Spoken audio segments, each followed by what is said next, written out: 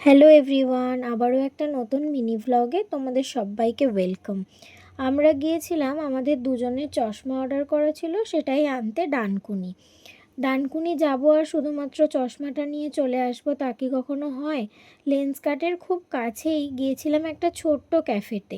ক্যাফেটা ছিল ভীষণ সুন্দর, একদম গোছানো পরিপাটি বলা যায়। দুজন দিদি খুব যত্ন এবং ভালোবাসায় ক্যাফেটা সাজিয়ে রেখেছে।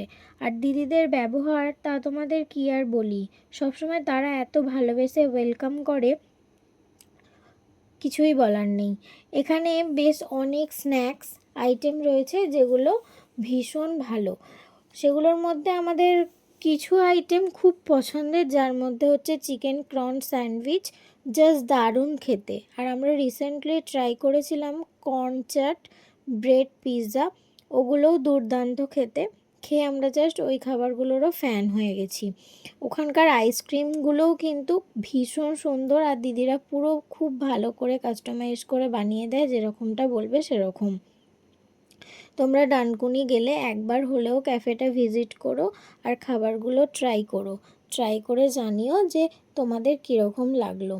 আর আমরা তো দুজনে খুব মজা করেই খাই, আর আমরা দুজন খুব ফুডি, আমাদের ভ্লগ দেখলেই তোমরা বুঝতে পারবে।